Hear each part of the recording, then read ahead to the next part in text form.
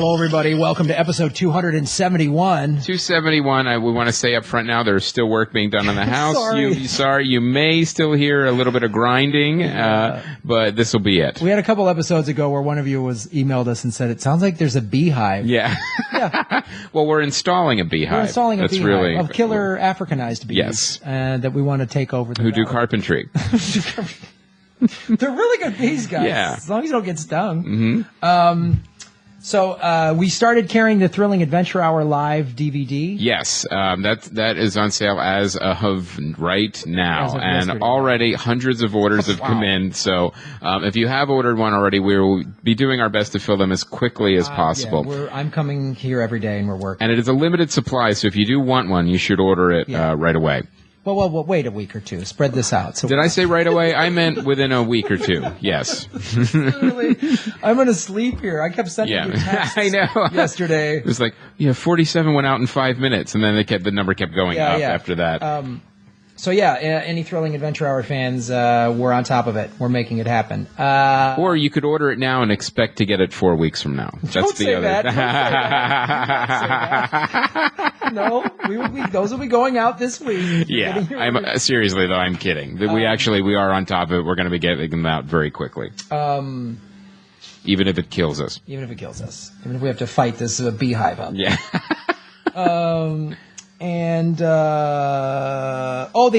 emailed us that the Amazon link was not working. It is actually working, but here's the thing about it. Sometimes if you have an ad blocker or an ad, it will actually disable it. So you have to kind of disable your ad tracker / blocker, and then you can actually use the link, and it'll get you to Amazon. Because we tested it is working. We haven't checked out what other people have been ordering right now. We last time, like when we checked, people were ordering a lot of wrestling figurines, which is perfectly fine. Whatever weird shit you're into, just order it through our Amazon link. Yep, vacuum cleaners and ham. It's whatever you want to order through Amazon. We don't judge. We just take a percentage of your deviancy. Whatever you do with a ham and a vacuum cleaner. That's your business. I don't want to know what you're going to do with it. Just order as long as it's a valid legal credit card. Yes. That's all I care about. So we have so much to talk about. We're going to be talking about San Andreas. I saw a film, Road Wars, because of C.J. Johnson's recommendation, and I'm now angry at him for that. Aloha. Which our guest is angry at me for. Yeah. And some interesting movies on DVD, and a very surprise one on DVD that's coming out today that a fan found that I was not expecting, because why would the studio talk to me? Anyway, I just, I was just involved with the making of it. So we have a lot to talk about. Ladies and gentlemen, first let's introduce our guest. Let us introduce our guest. I'm going to start periscoping the first minute or two of this. You good with that? I'm totally fine with that. All right, cool. So you're going to be terrascoping? Terrascoping. You're going to be terrascoping in a terrarium. Periscoping this. Now, this is a first-time guest, but we've known our guest for a while. He's been part of the LA Podcast Festival, has a very successful podcast also on the ATC network, where we are right now. Ladies and gentlemen, from Crab Feast, Ryan Sickler. Thank you, guys. Thank you for having me. What's up, Periscope? Periscoping.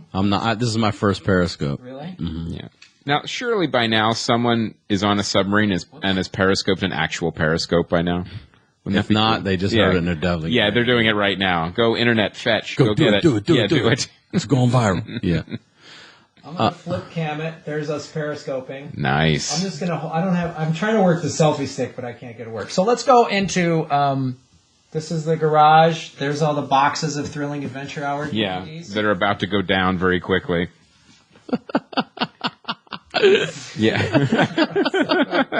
There's more. You could have been a hand model, man. Yeah. But now, I don't even know which movie to start with. Should we start with San Andreas? Okay. I want to say this. Yeah, let's start with San Andreas. Let's start with San Andreas, okay. Why. Right. Well, first of all, to explain to everybody what Crab Feast is. Some of our fans might not know what Crab Feast is. Yeah, Crab Feast is it's a comedy podcast, obviously on All Things Comedy Network. It's a storytelling podcast that focuses on comedy. That's really what it is. The essence of. Have you ever been to a crab feast or a shrimp boil or crawfish or any of that sort of thing? No, this is a New England thing. All right, man. Lobster. you sit around and you eat and you just shoot the shit with old friends and you tell funny stories and you laugh. That's really what it is. Okay. I mean, you had a phenomenal one. You got great response. Okay. So what's the difference? Forgot he was arrested. Forgot one of his arrests. Remembered an arrest on the crab feast. So what's the difference between, say, a crab feast and a barbecue? Well, the food. I mean, you're eating crabs. Versus I would go with that. Chris, one is of the sea. they're both in the title. They're not. But there's no different social aspects of each one. Where a barbecue. I would give you that. Sure. I would say that's fair game. Mm-hmm. Sure, everyone's sitting around at a barbecue, backyard sort of, hang out and Socially, laugh they're and probably enjoy. the same. Yes, I would say that. Okay. And the accents that you're going to have. You're right about that. I will say specifically to the difference between a barbecue and their podcast is more about getting you to reveal some shit that you forgot about. Yeah, he just did.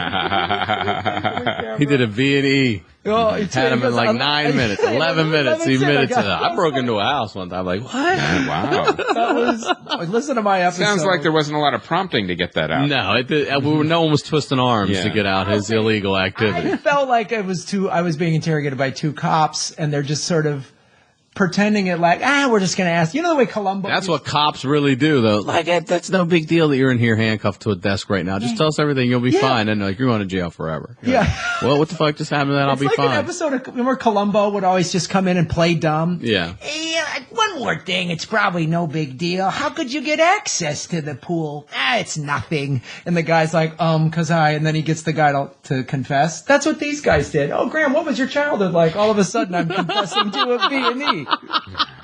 Nice. You guys got to listen to more of this on the Periscope people. I'm going to shut off Periscope. Thank you guys so much. Everybody wave. Bye. Periscope. Boom. So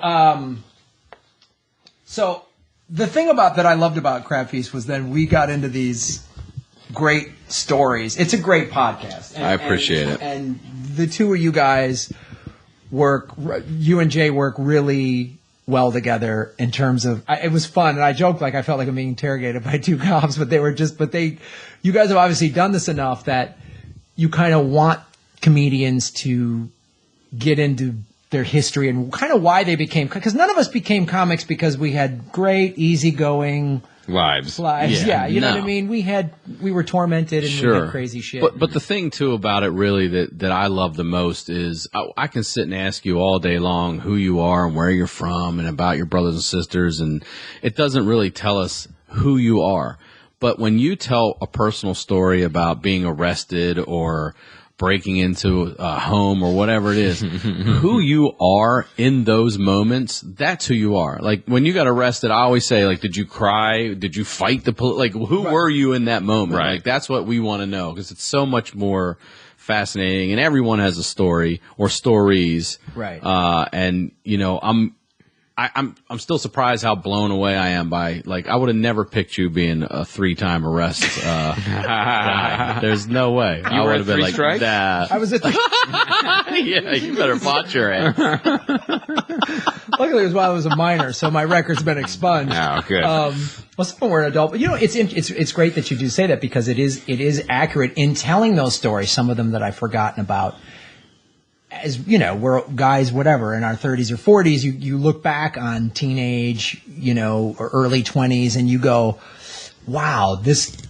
You're right. It's sort of. I looked at that when I was telling those stories and hearing the reactions from you guys, and then later on Twitter and Facebook, and people were like, "Jesus." Yeah. It's like, well, yeah, I had to go through that. Right. I think to get to this place of now I'm this guy that's this vegan surfer, hippie, whatever. I had to kind of go through this kind of criminal, brawly kind of phase or whatever. That is a great rationalization. If I hadn't broken into that house, I'd still be eating meat. Yeah, every vegan I know used to be a piece of shit. Everyone.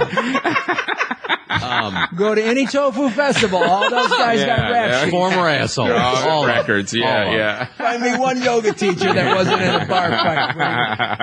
I also really enjoy sitting across from someone when they start talking, whether it's a podcast or not, and they remember a story and they like, oh my God, that one was pushed aside but now you just made me remember this, and then they they get excited to tell it again too. You know, Right, because you haven't told it in a while, and you're excited that you forgot you had that one, and which for you happened to be a third arrest. Yeah, it's very exciting for me to watch you realize. So listen to Graham on the Crab Feast, and you get the whole story. It's it's the wonderful thing about podcasting in general is like I don't know you and Jay that well, but then you sit there for an hour, and after that hour, you get to know each other. To know, like, you know, you've known some comics peripherally, you know their names, and then when you sit with them for an hour, you go, I feel like it is the podcasting community. 100%. Right. You know. So speaking of community that got destroyed, let's talk about San Andreas. Nice. Yeah, did you check that out? Did you see that? Yep. Jesus. Was it as blow uppy as it looked like in the trailer? Yeah. Did a lot of people get to stare at green screens of stuff falling down? It is so blow uppy. Yeah. So I was gonna go see Aloha. Okay. Son of a bitch. I know. Ryan emails me and goes, "What do I need to see?" I go, "Well, San Andreas and Aloha came out this weekend, and like a good podcaster who is respectful of of what it is, goes and sees Aloha." Mm-hmm. I was going to go see it. I watched the first 7 minutes, and then I had to leave. We'll discuss why I left in a minute. Okay. So then I go and I'm like, well, God, let's just go see San Andreas. Mm-hmm. San Andreas is dumb, but it's the right kind of dumb. Well, let me say this. You're not shocked by its stupidity. Right. It's by the numbers. It's every cliche. We got to bring our he's a divorced guy. He's got to bring the family together. It's every, let's do this. Every disaster movie. You know what I mean? Now, what was it? Did car broke down, and there's a guy that, like that other End of the World movie that Matthew Broderick was in, did it act like the... War Games? Yeah, that was one, yes. Yes, it's exactly. A Godzilla? Yeah. The only two I know. Close it, yeah, those they may as well. fine. Yeah. Those are fine examples. Or was it... It's like 2012. Yeah. It's like one of those big, giant things. Mm-hmm. I will say this. It's got dumb crap in it, but it's not so... I guess, and maybe this is a credit to how bad Aloha was. Had I come into San Andreas blind, I might have been more judgmental of it. Right. But I was just like, okay, give me some dumb I know. Right. You know, like I'm not... You're going to Taco Bell. You're not surprised by the dumb in this. I'm going to Taco Bell for a reason, not because I think it's fine dining. Right. So, and it's the Was it self-aware? No. I mean, it knew it was a big dumb... I mean, it wasn't... It didn't take itself too seriously. It didn't wink to the camera. It was a little more serious It was more serious, but it did go, hey, you're coming to an earthquake movie. Right. Here we go. Yeah. The opening scene with The Rock, he's in a helicopter, and there's this camera crew talking to the young guys, and they're going on a standard rescue, and of course he's had over 600 confirmed, hero rescues or whatever. So they go, and Chief, what's your... And literally... He turns to the camera, profile, there's a sun flare coming through the windshield, and it's like, I'm The Rock. I mean, it is, and I laughed, but like, awesome. Yeah, let's introduce this character because no one knows he's in the movie. Right. You would never know he was in the movie. He's not on any of the billboards. Yeah, or the trailers. No, how would you know? So it's not as self-aware and as fun as like the Furious movies are, the Fast and Furious movies are. But I'll say this. And there's some dumb dialogue, all this crap. But it is like every time you think, oh, they got to safety, some more crazy shit happens. And it's giant buildings collapsing. Right. It's San Francisco getting blown up, which we've seen LA and New York get blown up a million times. So seeing San Francisco, and I've spent a fair amount of time up there. So it's like, oh, it's cool to watch that.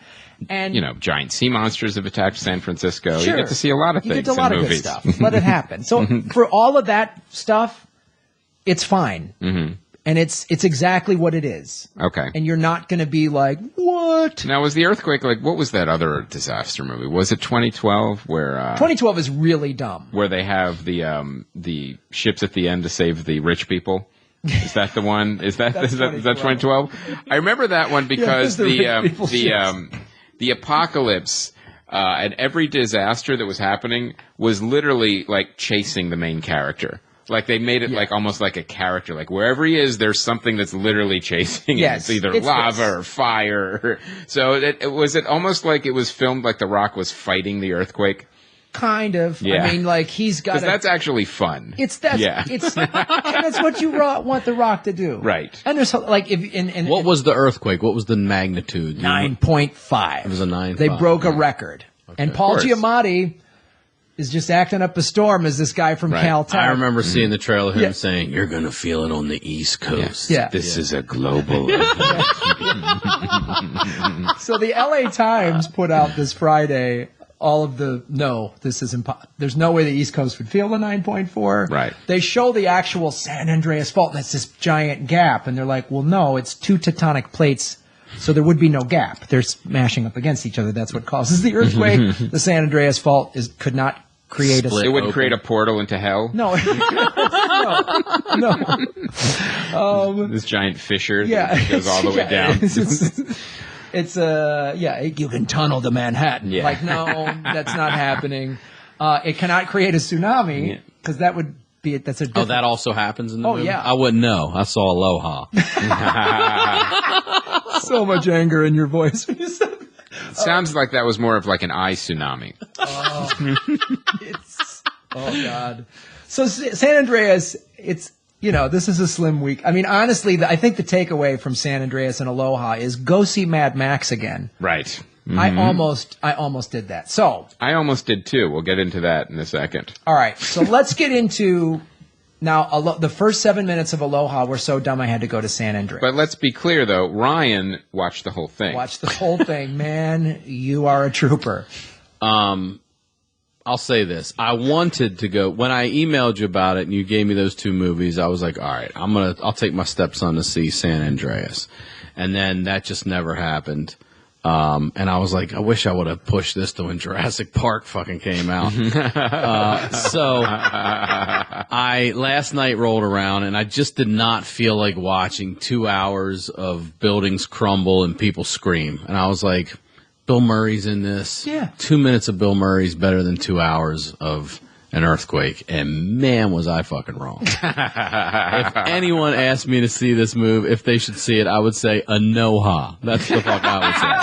All right.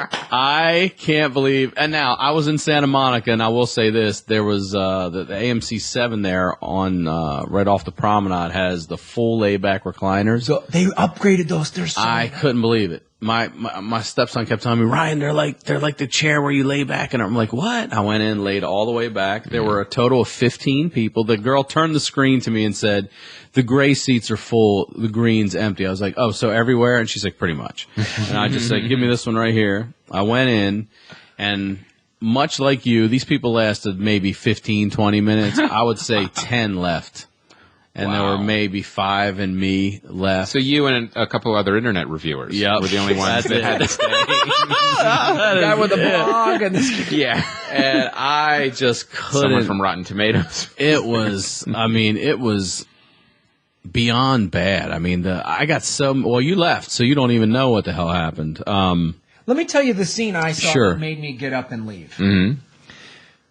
So, quick exposition. Bradley Cooper, you hear voiceover. Oh, everything went bad. I got another shot, so I'm going to Hawaii. Okay. Right. And then we see Danny McBride, whose nickname is Fingers, because he wiggles his fingers around, and that's supposed to be some like cute character trait. But he's not a safecracker? He's counting his money with those motherfucking fingers after this movie, I'm sure. It's like, so that I'm already like, when I meet Danny McBride and they're saying he's Fingers and they're establishing, oh, this is his quirk, he always does this. I'm like, so 2 hours of this? They meet at Hickam Air Base on Oahu. They're showing this, part of me too was like, oh, it'll show Oahu. I love Hawaii. Like, I want to see it. And they're having traditional dancers. And I'm like, oh, cool. And this plane lands and they're offloading a fallen serviceman. Coffin with a flag on it, and everyone stops and salutes. And then Danny McBride and Bradley Cooper are like, hey, there's your ex-girlfriend. And they're like talking during this. And I'm like, there's no person that's ever worn a uniform in the history of anything that is going to fuck around during that. No, not even Private Benjamin. Not Captain Crunch. No, none of them. None of them. Like, not Gomer Pyle. I was going to say None of them. Like, sadly, I saw one of those in person in Iraq, and it is the most intense, solemn, and everyone is, and they're just like saluting, like, hey man, hope you meet your ex. I'm just like, who the fuck was the consultant on this? Like, it was that alone. And then, what's her name? Everyone's overacting. Emma Stone, her first scene, literally I heard audible like, oh, from people in the audience. She's like buttoned up, and it's like... Yeah. Oh, that's great. And she's a quarter Hawaiian. Her character's a quarter Hawaiian. That's the whole Hawaiian connection to her being sort of his guide around. Quarter Hawaiian. A quarter Hawaiian. Yeah, a haole, so that's insulting. Mm-hmm. The whitest of the white girls. A lot of people really are not happy about it. And then, of course, she is the connection. So, anyway, what happens is Bradley Cooper's getting his second shot, and he's a guy that I don't really know how you classify it, but he puts satellites into space. Okay, so Bill Murray's company is going to put this satellite into orbit. Bradley Cooper's going to be the computer guy that can click, clack, click, clack, and help that shit out. And they want the blessing of the Hawaiian people to do this, because the Hawaiian people view the sky as sacred. And it's made abundantly clear by Emma Stone how sacred the sky is for 2 fucking hours. And so did they have a luau? Is that what they did?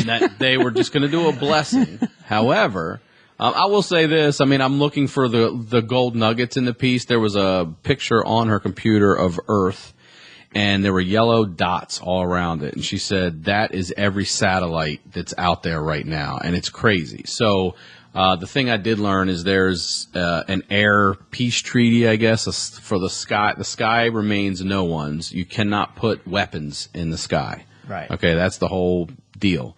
And they're promising the Hawaiian people, of course Bradley Cooper's tight with the chief of this Hawaiian tribe, and they promise there won't be weapons up there. But it turns out that they think they are. He and Emma Stone. Real quick, we might give some spoilers. Oh, is that? Are we not supposed to do that? Normally, no, but this I'm movie, saving you $12.50. Yeah. We're going to spoil this movie, so we're going to spoil Aloha right now. Okay, here we go. So, I just want everyone to suffer and see what I saw. So anyway, they make this promise. The Hawaiians want more land. If they're going to do that, that's the bargain thing, whatever. They go back, and then, of course, Emma Stone's like, you knew all along it was a weapon. And he's like, no, I didn't. And then... Emma Stone, who is in the Air Force. In the Air Force. A military institution. Yes. Who didn't know it was a weapon? Emma Stone. Emma Stone did not, and neither did Bradley Cooper at first. Then they caught a glimpse of it. Then those two... Wasn't Bradley Cooper also have a military background? He was. Previous. He had gotten screwed over by Bill Murray in Who also Kabul. told him something wasn't a weapon?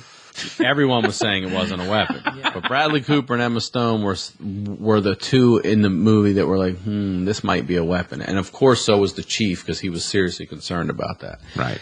And all through the movie, the Hawaii is speaking to them, and like it's so cliche. And there's a tribe. She's like, duck down, you can't make eye contact with them. And this white Did girl, they get an idol from Vincent Price? They didn't get an idol from Vincent Price, and they did not take anything home like Brady Bunch. But they, anyway, every Hawaiian lore and legend packed in by Emma Stone and Bradley Cooper are like, yeah, I know it. So what they do is they get this satellite into orbit, and then Bradley Cooper tells the other tech to hit it with this file of sound. And it's supposedly every sound in the history of sound that has ever been recorded. And they upload it to this satellite, and then it starts popping up on all the screens, and everyone's like, what the fuck's going on? After they had rejoiced that the satellite had made it into orbit. And this file of every sound that's ever existed blows up the satellite. And now Bradley Cooper's fucked for a second time, because they can't believe he did that. And the general, played by Alec Baldwin, he makes a little cameo in this, which I always like to see. General Baldwin? He's such a great dick. Went off on him. And then, of course, it turns out that Emma Stone and Bradley Cooper have to split apart, but then they're reunited because, they really were right. It was weapons out there, and Bill Murray told no one, and they just arrested him in Japan, and you actually saved the day, so now Alec Baldwin's not mad at you, and you two can kiss and fall in love, and that was how the fucking thing ended. Jesus. Wow. Oh, well, we gave proper spoiler alert on it. It's we're helping people. We're providing a service to save you $12.50 because this movie and the dialogue is so bad, unlistenable, mind-numbing. Well, maybe that's what blew up the satellite when they uploaded the dialogue to the movie. Yep. There's a scene where what's her name? His ex-girlfriend. I can't think of her name now. Super cute though. She's with John Krasinski from The Office. Oh, Amy Adams. Amy Adams, thank you. Right. And Rachel McAdams. Rachel McAdams. And he doesn't speak much. That's his whole thing. He doesn't talk much. Sure. But he comes in and sees Bradley Cooper, and he touches him on the shoulder like 3 or 4 times, just looks at him and then leaves. And Bradley Cooper's like, no, he just said this and this and this and this. So at the end of the movie, he comes in and sees Bradley Cooper in the kitchen, and he just stands in front of him and doesn't say anything. And they fucking put up subtitles of the mental conversation these two are having with one another. Really? They thought balloon it? All across. Wow. I couldn't fucking What a believe great it. device. That is when I really got mad at you. And I was like... Not at Cameron did Crowe. not- I'm mad at Graham. Wait, he directed that? My God. I can't This even... is the thing. I was watching this going. You just say the names Cameron Crowe. Yeah. All these people go okay. Bill Murray, Danny McBride, Oh, Bradley Cooper, sure. Rachel McAdams, Yeah, these are Oscar Emma Stone. people, Yeah. right? Yes. And then this movie. Should have just been called Paycheck. It should have. Like everyone, what you want to make 7 figures in Hawaii? Yes. Yeah. I'm Yeah. in. You want to go to Hawaii for 3 months? Yup. I think that was probably first. You want to go to Hawaii for 3 months? It may not pay that well. That's all right. I don't care. Yeah, everyone said, well, I don't care what the movie is. Yeah. Because you look at like, okay, We Bought a Zoo, which I saw. That's okay. It's not a bad movie. I liked We Bought It's a nice Zoo. family film. Uh-huh. The Pearl Jam 20-year documentary. If you're a Pearl Jam fan, I like it. Obviously, He's got quite a... But then you got Vanilla Sky yeah, again, outside his genre. He's got to stick with his genre. and just Almost Famous. Almost Famous. is Fantastic. Jerry Yeah. Maguire's really Yeah. good. Yeah. I mean, these are solid films, but then I don't know. You know, you take him out of his comfort zone and it doesn't go well. Yeah, it just never. I mean, what was that considered? It's not a rom-com. It's not. I mean, it tried to be a little bit of that. What is a rom thriller or something? It may be. Also, a little sci-fi mixed in there. Right, it military. didn't know what it was wanted to be. It did not. And that's what happened with Vanilla Sky. Like, he had no idea what movie he was making. The first half is this weird kind of almost romantic comedy, but kind of thriller. And then the whole third act is this crazy, heady science fiction movie that I'm like, you would think you would flip channels. Like, well, this isn't the movie I was just watching. So he doesn't know how to put these elements together. Our deepest apologies. Yeah. It's all right, man. I walked by Mad Max and Pitch Perfect too. I would have rather. Well, this sounds Pitch like Perfect, too. even worse than the movie I saw. I saw a movie called Road Wars. Okay. And Road Wars is an on-demand film. And I saw it at the recommendation from one of our writers, C.J. Johnson in Australia, who is also a big Mad Max fan, as are we all. Now, a lot of times when a big movie comes out, there's like these little knockoff movies that show up every once in a while. There's even a word for them called like mockbusters or something like that. Right. And this one is a combination of The Road Warrior, but also it has vampires in it. So you have this. Sold. Yeah. In theory, and like, you know what? Granted, this is like every once in a while, like sometimes when a movie like is kind of a knockoff, but it can kind of find its own voice and you can kind of enjoy it anyway. Like 9 times out of 10, that doesn't happen. This is also not one of those times. It did not happen. This movie was awful. And it was one of those movies where you were like, okay, I know it's a knockoff. This might still be fun. You've got, these crazy cars and they had like the spikes coming out of them and they got a flamethrower on top and machine guns and all that stuff. And then you add vampires and some of them can run at you during the day. I'm like, okay, let's see where this is going to go. And the answer is nowhere. This literally went nowhere. You got to see a flamethrower a couple of times. I'm like, what about all the machine guns and all the cool things you have? No cars crash. None of them like explode in giant fiery wrecks. At least if you're going to rip off certain movies, you have to do it halfway at least. You have to do it properly. You have to show me the stuff that I like in the bigger movie. You could do it on a smaller scale. You could have less cars blow up. You could have less characters. And you could do all those things, but this one, it was so bad from start to finish. It was like Here's $20. Go make a Mad Max ripoff movie. That's really what it felt like. Acting is all horrible. Dialogue is horrible. Directing is horrible.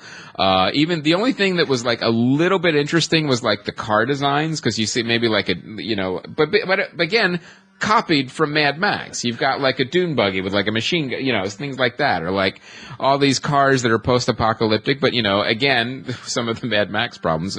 Who fixes them? Who keeps them running? And all these, there was never any of that. To read C.J. Johnson's email. Yeah. This is, oh my God. And I was thinking, there's nothing redeeming in this film at all. And I will say, C.J. and I, our tastes, we agree probably 90% of the time. But when we disagree pretty hard on that other 10%. There was nothing worthwhile in this film.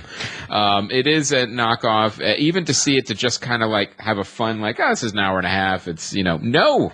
Save your hour and a half. Go to sleep. No, don't put anything in front of your eyes. Would be better than putting this in front of your eyes. Again, I think it's like, go see Mad Max again. Just go see Mad Max again. But you said Pitch Perfect too.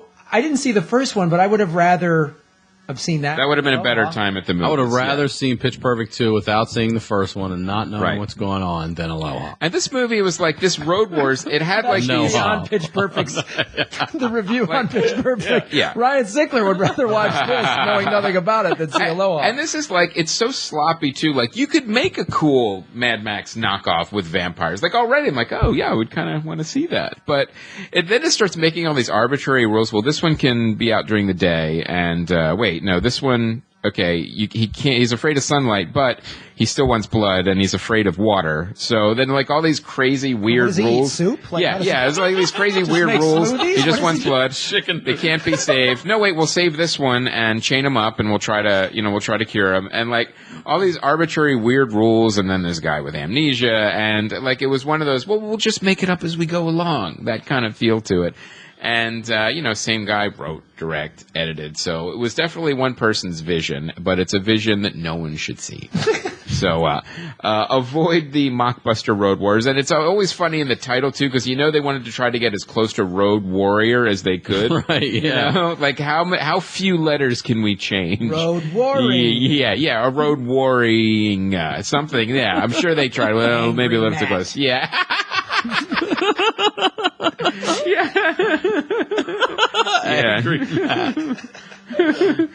Fury Boulevard. Beyond the Doom Cave. Yeah. It's not fun. It's not even something that you could. It's not fun. You can't even watch it to be like fun. It's just avoid it. Road Wars. All right. We have an ad read with Father's Day coming up, ladies and gentlemen, and it's actually one of our favorite advertisers. In fact, we get tweets saying, like, what was that coupon code again? Ladies and gentlemen, Harry's Razors. Oh, Harry's. Used them yesterday. Had an audition. I'd been home working, watching all this earbuds footage, and become a little bit of a weirdo recluse for a couple days. Needed to polish up my man face. Looks good. Fresh new blade. Thank you, sir. Yeah, looks clean. These are. I love these blades. As I've said, I've bought them after the free ones they gave us have run out because I love these blades. This is now my brand. Well, the great thing, too, is they have a Father's Day set, too. Just for Father's Day, Harry's is offering the Chrome Winston set paired with their new razor stand, and it includes the Chrome Winston handle. That's the one you have, right? Yeah, I like the Chrome the three of their quality blades. I'm wearing a holster like a and the foaming shade gel. You get that, too. All in my holster, buddy. Right, right there. And now, if you really want to go crazy, you can actually get it engraved, too, for a Father's Day, which is cool. But why would we let you pay full price? That's crazy. Why would you listen to this podcast and pay full price for anything? Yeah, don't be an idiot. Yeah, come on. Comedy Film Nerds is the coupon code. Get in there, get $5 off. Get in there. Get that $5 off. Get your shave holster filled up. Hashtag discount it. Hashtag shave holster. Yeah. Hashtag Father's Day. Polish up your man face, then put it back at home in your shave holster. Hey, if you guys put some crazy engraving, like whatever, some joke on there, take a picture of it. Take a picture and send it to us. Put your favorite movie, whatever, hashtag work it. Yep, or kitten hands. Kitten hands, or hashtag JGL, or whatever. Yeah, put definitely. That in there. Or pitch 2 over Aloha. Yeah. Please. That movie's an insult to the islands of Hawaii. Oh. Save your money and buy Dad Harry's razor. Yes, that's a much better idea. Yeah, because on Road Wars, you're not going to need it. But for now, You're going to go fight zombies in a post-apocalyptic blah, blah. Make sure you're cleanly shaved. Yes. Mm-hmm. So it's Harry's.com and coupon code ComedyFilmNerds for $5 Yes. Now remember, it's Harry's, HARRYS.com. Hello. All right, so now, Ryan, we were talking... about you polishing up your man face. Yeah. I'll definitely take a Harry's raise. So you were saying you're starting to expose your stepson to some of the classics we started watching as kids. And one of the movies you said, I don't think we've ever talked about on this film, is... Smokey and the Bandit. Yes. And now I will say, just as a preamble to this, isn't it great to be able to take... your stepson to these movies and introduce him to it, because we've seen him so many times, but to bring someone and who's seeing it for the first time, it's almost like you get to see it through their eyes, which is really cool. Now I asked him how old is he, by the way? He's 11. Okay. And he's a comedy fan. I just took him to see Brian Regan. His mom and I took him. He loves Gaffigan. Like, we're keeping him clean right now. Good. Right. But we went to see Regan as fans. We sat, watched him at the Kodak there in Hollywood. Oh, great. I just love Jackie Gleason as Sheriff Buford T. Justice. I think it's a funny fucking character. I know it's ridiculous to talk about Smokey and the Bandit like this, but the whole thing No, it's not. is up until the late 70s, it was still illegal to take Coors beer east of the Mississippi River. It was considered bootlegging. And the whole thing is, we want you to get beer from Texarkana, Texas, back to Georgia in record time, but you'll be bootlegging in the process. Right. Well, I think what people forget that haven't seen the movie in a long time is they think Jackie Gleason is after him because he's getting this beer and taking it back to Georgia, and he doesn't even know about that. Sheriff Buford T. Justice has no idea he's bootlegging. The reason he is after Smokey is because, the Bandit, is because Sally Field left his son's wedding. Right. Okay? And it's not for his son. He says, the one line he drops is, "No one's going to run off from a wedding that I planned." That's it. That's it. He doesn't give a fuck that his son was abandoned at the altar. He doesn't give a shit. No one's going to fuck him over after he paid and planned for that goddamn wedding. Considered that. You're going to eat your salmon. Yep. I paid for the plate. The federal crime you're committing is irrelevant because Doesn't give a fuck. I paid for a wedding cake and I paid And for she a band. bailed. That's right. And there's going to be a goddamn wedding. And he's only pissed at the Bandit because he picked her up. Right. That's the whole thing. And he is chasing him all the way from Texas to Atlanta, Georgia. And he is pissed and annoyed the whole fucking way. And every time I see him, it's almost, and I'll come back to this in a second. I just introduced him. He knows about Star Wars, obviously, and who everybody is, but he's never really seen the movies. But Sheriff Buford T. Justice has theme music like Darth Vader every time you see him. It's dum, da-dum, dum. Every fucking time he shows up, you know he's coming. And, there are lines now when I see it on TV that they've taken out for, obvious reasons, but it's not the same movie. Like the line where he says, "Junior, when we get home, I'm going to punch your mama in the mouth." That's not even on TV anymore. Okay? That shit has been taken out from the television. Punch your mom in the mouth. Yeah, it's ridiculous. The 70s. The good old, the hilarious. And then the other one, too, that's a little tongue-in-cheek is he calls this one sheriff, who's a black sheriff, and they tap his car and it goes down into the river, and he gets out and he's like, "Hey boy, I'm looking for Sheriff whatever," and he's like, "I'm Sheriff whatever," and he goes, "Oh," and he just goes, "You sounded taller on the radio." And then he walks away and he goes, "Goddamn shame what they're doing in this country, dude." It is so stupid. It's so Texas. It's so 70s. And he's just got gas the whole time. He's just, every scene he is annoyed, and it's just so fucking funny. And I was like, watch this. And he loved it. He loved it. Here's the thing that's great about those. Wasn't like CB radios and stuff like big back then? Huge. Yeah, that was the whole thing for them. Yeah, yeah. CB was huge. CB would just come on the scene. And Helicopter just started coming out, in this movie at least, where they could just start getting you now without you outrunning the police. You know? Right. And as a kid, it was like I was turned on to him. That's the first time I learned who Jackie Gleason was that movie. And Right. then you started. Then I'd watch Honeymooners on reruns. Exactly. And then it's like. Then you learn about The Sting and all these great movies. You're like, God damn, Jackie Gleason's a beast. And I remember watching. I saw Smokey and the Bandit first. And there's hilarious shit in there where he gets the toilet paper caught on his sunglasses And walks all the way out. Sheriff. And that's where he's talking and the bandit's sitting there and he's like, I'm trying to apprehend the you know, he's chewing Chewing it up as fast as he can. and he's always sweating with a red face and he's moving his hands and gesticulating and Yeah, he wants a Diablo sandwich and a Dr. Pepper, I think he says. Give me a Diablo, and I'm in a goddamn hurry. Everything. And he's right next to the fucking bandit talking to him the whole he's time. eating and he's always got food in his mouth and he's always exasperated. It is Yes, he's got the car gets ripped apart. It's so good. they lose the roof of the car. The roof, the door. He leaves the door open, and this truck driver just yells "Bonsai" and blows it off. He's like, "I saw that, you son of a bitch!" He just goes nuts. He just goes nuts. And as his son, he says, "Put the evidence in the car," and he makes him put the door in the back seat. And his son is still in his wedding outfit. Yeah, he's in his groom outfit, and it's so hilarious. And then I remember I was turned on to him, and then I remember seeing on or renting The Hustler. That's what I meant, not The Sting, The Hustler. The Hustler, and you watch that and you go, "Oh man, this is Jackie Gleason, Right. a young Paul Newman." Right. And there's You can go back to the Honeymooners. I mean, The Honeymooners is great, but that's where he started. They obviously, and here's the thing that's great about Smokey and the Bandit that most people don't. It's directed by Hal Needham. Now, Hal Needham was a stuntman, and he was in The Longest Yard, Chinatown. He was a stuntman in all of these big movies, and then he directed. He directed all the Cannonball Run and Stroke, stuff, right? yeah. All that Burt Reynolds stuff. Anything with a stuff. car. Yeah.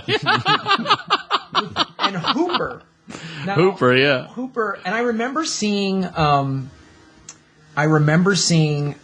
a Siskel and Ebert after Stroker Ace or something like that came out, and Cannonball Run 2 came out, and they were saying that Burt Reynolds, they were like, he could have been this amazing actor. They were looking at Deliverance. Right. And they said his relationship with Hal Needham has killed him, his career. He could have been this serious actor. Mm-hmm. And because you watch Hooper. Watch the movie Hooper. That's another movie Hal Needham directed that Burt Reynolds is in. But it's kind of serious. It's about, and it's all Hal Needham's life. He was a stuntman, so it's about... And Jan Michael Vincent is the young stunt guy. Mm-hmm. Burt Reynolds is the intense, he's the number one stunt guy. Brian Keith plays the old timer stunt guy, and it's got some heavy shit in there. And there's a crazy oh god, I forget now. I'm gonna find out. There's a guy who plays the insane director. Robert Klein is in it. It's got all these Sally Fields in it. Right. All these great inside show business, not jokes, but this is how business was done back then. And it's there's also, it gets kind of serious. I saw it as a kid because I was I just thought it was another Smokey and the Bandit movie. Right, exactly. And that's how they did the movie poster. He's got a cowboy hat and he's in the tight jeans and everything, but it's kind of intense about past your prime and the movie business going away from late 70s is when it started to become corporate, and they start talking about that a little bit, and the big blockbuster movie that whole thing had just sort of started, and they're you got to do the big stunts. Well, they're dangerous. I don't care. Bigger, faster, blow it up. Get me Hal Needham. And I think, Right. it was what We Hal need Needham. Exactly. Yeah. It was what Hal Needham was saying. This is what I went through as a stuntman. It's sort of his... And if you watch that, and then you're God, Stroker Ace and Cannonball 2, But it's you're right. The first Smokey and the Bandit has great jokes. Jerry Reed... Oh, the snowman. Snowman, hang on to your ass, Fred. You know, he's just the way they talk on the CB's great. Yeah, it's great stuff. And then you also talked about you showed your stepson Empire Strikes Back. Ah, Well, you know, he's grown. You know, he's seen all the games. It's funny because we're watching the movie. He's like, "Oh, I know this because I completed this level in the video game." I'm like, God damn it! It was something I hadn't even considered. You know what I mean? Yeah. Like, oh, that's Boba Fett. Like, yeah, I've completed this level in a video game. Like, all right. it's in every possible media. There's probably apps and stuff. And one of my phones and stuff, nephews yeah. knows more of the character names than I do because he's played all the games and watched all these animated. So he's super familiar, and I was like, all right, well then let's just watch the best one of the three now. We'll watch Empire Strikes Back. Filled him in on what the fuck happened on Quick Star Wars. Rebels won. Great. And here comes the Empire now. And he loved it. He loved it. And then we watched Return of the Jedi. What format do you have them in? Just DVD. Uh-huh. And then he's already seen the first three that I don't even know the names of the prequels, but I'm going to take him to see. Is he excited to see the new one? Yeah, I mean, he is now that he saw, now that he actually got to see the movie and not just play a video game and see, you know, what Darth Vader looks like and Boba Fett look like on the screen versus the video game. But it's like, these days, they look exactly the goddamn same. Like, That's the great thing about having a helmet. Yeah. You know, it's going to look exactly the same. Yeah, always. Well, this is the cool thing. Like last summer, my three nephews were in town visiting, and I showed them all three original Star Wars. I have the original ones on VHS, and it was so cool. Because then all of these discussions started popping up of like, what's this new one? What are they going to be? Is there going to be a Sith Armada? Like, who are they going to? It was so. Is Chewbacca going to be like graying? And I want to see that stuff. I do want to see it. Yeah, I'm excited for the. Yeah, it's pretty badass. Is that guy from Girls going to be good? As a Sith Lord from Girls. I think that's how they're promoting it. Right? Yeah. The guy from Girls. All right. Well, that's cool. Well, let's. Guys, watch Smokey and the Bandit and Hooper. Go watch it. Yeah, you won't be disappointed. Jackie Gleason will absolutely make you laugh. Yes. He's so funny, and that's the thing So about that era of movies is that. Although don't watch it with contemporary glasses though. Watch it. This is a ridiculous '70s movie with a Warner Brothers soundtrack that's plastered in every movie, Mm-hmm. including Enter the Dragon. By the way. I love Enter the Dragon. Then you hear the guys fall on the ground, and it's the Bugs Bunny Roadrunner. Same sound effects. It just went into the library. I'll listen past it. So DVD and Blu-ray. Now, SpongeBob SquarePants 2, Sponge Out of Water. My kids like this. I didn't like it as much as the first one. I thought it took too long to get to the live action part that they kept promoting, and I thought it just kind of went in all these different directions, like the cartoon does. But it's fine for like a short cartoon, like you have 7 or a 12-minute cartoon. But when you have an hour and a half, you got to kind of give me something to hang on to, But it never really went anywhere. But and your kids? The kids liked it though, so I can't say it was bad for the kids. The kids both really liked it, so it's definitely a kids movie. I wouldn't say a family movie. More for the kids. All right. So your stepson might like it because it's kind of weird, but you will be bored. All right. Just make him watch Return of the Jedi. Yeah, just watch Return of the Jedi. Watch it again. Now, Focus is also out. Yeah, this is the Will Smith movie. And Margot Robbie, who was in Wolf of Wall Street. I don't know. It's one of those movies I was like... It kind of took a long time to come out on DVD, It's a long time to come out. I feel like I'll see this on a plane. Mm-hmm. I'm sure you will. So this is going to be on a plane somewhere. Mm-hmm. And then Jupiter Ascending. Yes, gosh, if you missed that. This is a tough week. Jupiter Ascending, and I will say the people that have seen it were kind of like disappointed, but in a way that like this was kind of like a missed opportunity where it was like a mess of all these different things. If it could have been coherent and cohesive, it just wasn't. Like it was kind of a swing and a miss with like a lot of big ideas, big set pieces and stuff, and it could have gone somewhere, it just didn't. It's kind of like the Wachowski brothers are sort of like... They keep like having all these weird broad strokes of stuff. I'm like, no, you got to actually focus in on a story. Yeah. Like one of the best movies they did was when they stepped back and had like their, I think, DP direct V for Vendetta, which was fantastic. And they just kind of produced, but maybe they should be doing a little more of that. Although I did like Cloud Atlas, so. Yeah. Now, what was the movie that you had seen? You saw something. I saw The Last Gladiators. The Last Gladiators, right? On Netflix, which is a really great documentary about hockey enforcers. Not to be confused with The Last Gladiator, which is about Evel Knievel. Yeah. Is it really? Yes. That sounds like Now I want to see both. Yeah. Last Gladiators focuses on a bunch of guys, mainly Chris Nyland, who was a big fighter enforcer in the NHL. But it interviews a lot of these guys. It's very fascinating. Again, it's one of these documentaries that you don't have to be a big hockey fan. I suggest watching it because my Chicago Blackhawks are now playing for the Cup. You sure are. So Fair enough. But it was really cool because these guys talk about. First, you get a quick history on how the game had to kind of progress into having. There was sort of a frontier game played outside in Canada, and then your star players getting knocked around. You had to have a guy get his back, and then a lot of these guys. It was really fascinating because you got great interviews with these guys going. I wanted to be a finesse player. Mm-hmm. It's the only way I could get in the league. I was big and I liked the brawl and this. And how they start after a while going. I didn't like. I'd get nervous. I'd be that day knowing I'm going to have to fight tonight. I'm going to have to just get in some awful fight. And some of them, I liked it. I liked the rush, but it was hard and to see what they go through. And then, So that was expected of them? Oh, that's pretty their much? job. That was their job, yeah. You find out the enforcer. that's their job. And it's that enforcer on that team, you and him, it's go time. It's going to happen. Going into the game, I got to go after this guy. Mm-hmm. And then as these guys, some of them, became these big known badasses in the league. So then every young rookie was like, I got to fight you. And they're like gunfighters. Mm-hmm. And, you hear really interesting stuff. One guy saying, you come into the league and you're the feisty scrapper.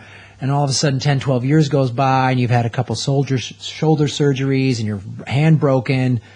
And now there's some 20-year-old, foaming at the mouth to fight you, and you're like, oh man, and to hear what it was like, wow, and then because that 20-year-old has to prove himself he's against gotta the prove older himself. enforcers. Yeah, and your body's all busted up now at age 32, and then they talked about and then some of them get hooked on painkillers, and it was It focuses a lot on Chris Nyland, but it interviews a lot of other guys like Marty McSorley and Bob Probert and stuff like that. And it's really well made. Mm-hmm. It's a really well made documentary. And again, it like any good doc goes into a subculture that you might not have been aware of. Like I'm a hockey fan, but Did it remind you a little bit of The Goon?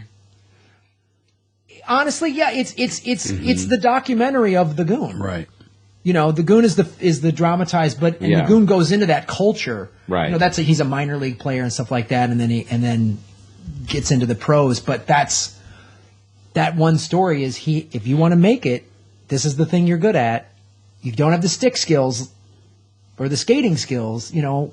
Maybe this is what you have to do. It's really if you like the Goon, you'll definitely like this. Oh, very cool. Did you ever play hockey or know any? No, not hockey. My younger brother played for a little bit, but street hockey is as far as I went. Yeah. Well, if you grew up where it was cold, you played hockey. Yeah, sure. At some point. I mean, we used to go to all the AHL games in Baltimore, and not all of them, but a lot of them, and that's where I learned. They would be like, "Oh, here comes the whoever the fuck it was." Like this guy, all he's gonna do is come out and skate and beat the shit out of somebody, and that was exactly what he did. And then he'd go right off with a major penalty or whatever, and then So it's pretty much their job is a beat up penalty, and that was pretty much it. And some of them, that's one of the things they talk about. They're like, I'd get in a fight because that was my job, and then I'd have to watch the rest of the game because I was kicked out. Right. And they'll even bring you up from the minor leagues to your NHL team just for a fight, and then you fight, and then they'll send you back down again. Like these guys bounce back and forth and stuff because they're not like you were saying, they're not the Sidney Crosbys of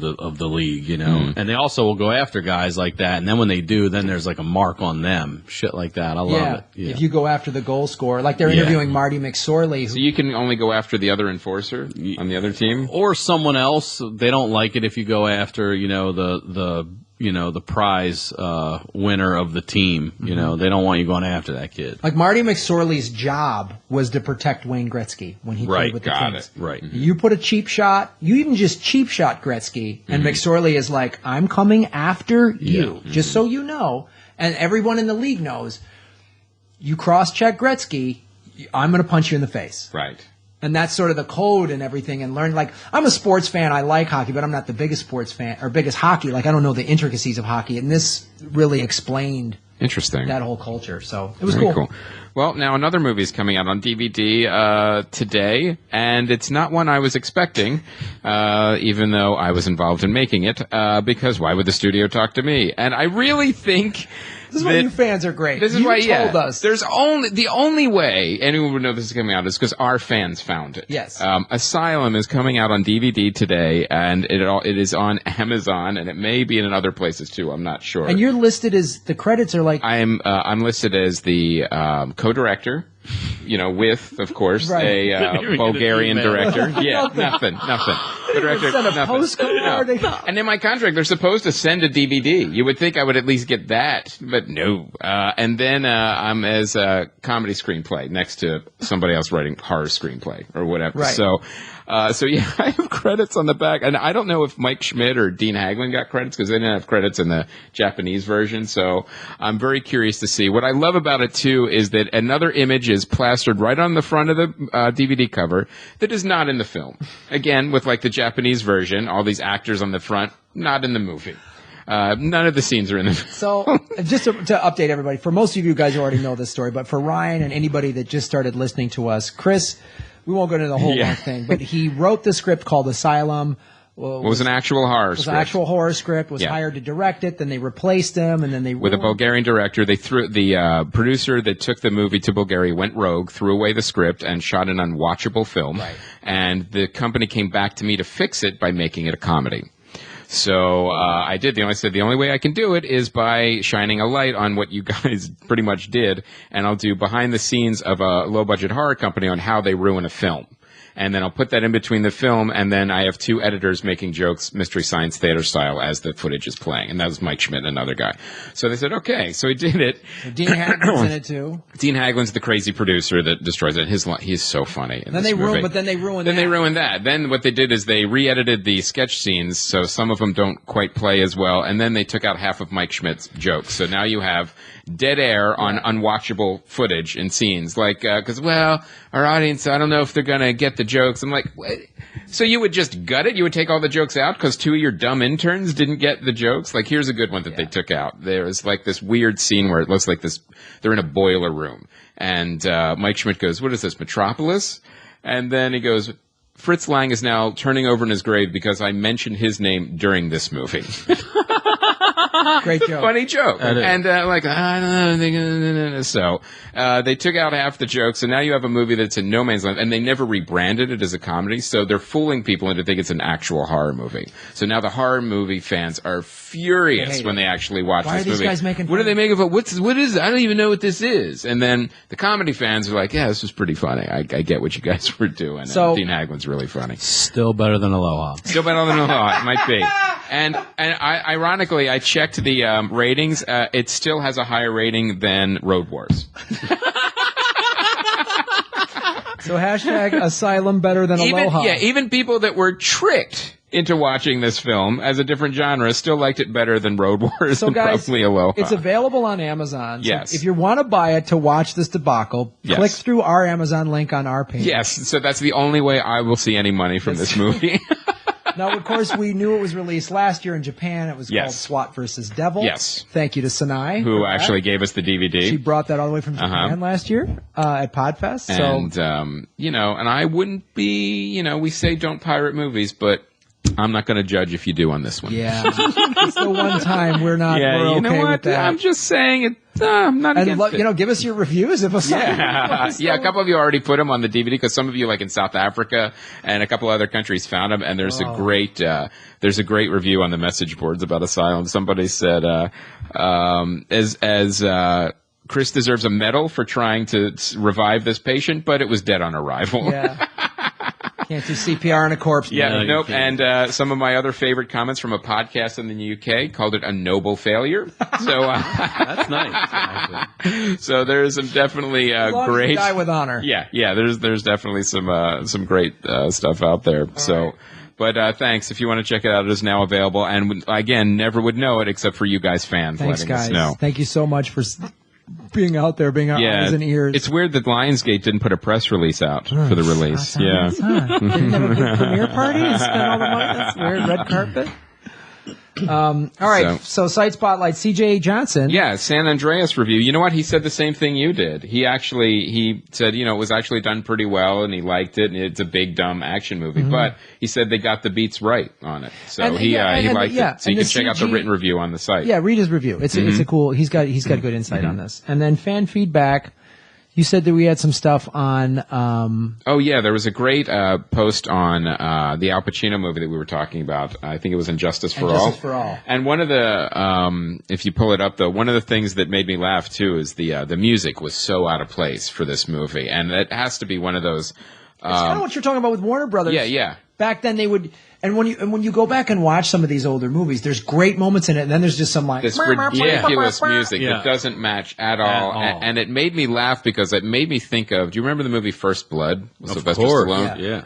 It's a very minimalistic soundtrack. There's not a ton, and it doesn't really get in the way. But at the end, when the ending credits start, there is the most ridiculous, overblown 70s pop song that starts with like this weird woman crooning. It will make you laugh out loud because you have this heavy drama and, especially about vets and the Vietnam War and then the violence and, he's being carried away in handcuffs. And this ridiculous song starts playing as the credits start. And the road yes. It's fantastic. You have to watch it just for the end of that scene when it ends and then the credits just starts. Gave that monologue of Richard Crenna going, his legs blown off. And the road. It's great. So I don't know what was going on with music back then. I wish they would score some of the old. You know what? It wouldn't be a bad idea. Wouldn't that be a great thing? Yeah. Just remix the music, put some, and you could just especially for the real egregious. I love Enter the Dragon, and it's just one of those things I'll throw in for whatever once a year. Yeah. And I wish they would just redo the music in it. I know. It's so bad. There's some cool stuff in there. Some of it is Lalo Schifrin doing some cool stuff, and he did a lot. And there are some Three Stooges sound effects in there too. 100%. And Bugs Bunny. Yeah. And Roadrunner. Literally, you're like, did a morning radio DJ get a sound effect? Yeah, you hear meep meep. I'm sure there's a hidden one in there somewhere. Boards don't hit back. Meep meep. All right, so thank you for that post, guys, about And Justice for All. And we also got someone on Twitter suggested doing a Stanley Kubrick themed episode. Yeah, that's a great idea. Yeah. Yeah, we've got some weeks coming up this summer. Then we'll bank the shit out of that episode. God damn it, we're going to bank that. And coming out this week. Now, this is another interesting week. The thing I like about it is it's you have something for people who like different genres of movie. It's like a proper way to release movies. Like you have one movie, then you have a movie that's completely different. We don't always get that because people are asleep at the marketing departments. We have Entourage. So you have, if you liked the show, chances are you're going to like the film. I like the show. The show was fast food. It was just. It was. I'll tell you. See it. I found it hit or miss. Like I found some parts really funny, and then other parts are like, I'm just kind of bored. Yeah, the show it ran out. Yeah. It ran out of of stuff. juice. But yeah. I loved it. I mean, it was actually I liked that show. When everything went his way, I started getting bored. I liked it when all of a sudden it was a struggle. Yeah. And so, but I'll come back and I'll watch this. Right. And then the next movie is Melissa McCarthy's movie Spy, which is kind of like Paul Feig. Yeah. So I don't know. I this could go either way. I like Melissa McCarthy. Yeah, I like them both, and I like Paul Feig. I like Paul Feig. I hope this isn't the beginning of like, they do this with comics. They get really funny, and then they just put them in everything. Yeah. And then after a while, you're like, they're just doing the same gags in every movie. Right. So I hope it's. I hope it's good because I like these people. Speaking of the same gags in every movie, Insidious Chapter 3. So, there's a lot of unanswered questions again after the second chapter. So this is like a kind of a Paranormal Activity, just like keep making them as long as people keep seeing them. Look at the billboards.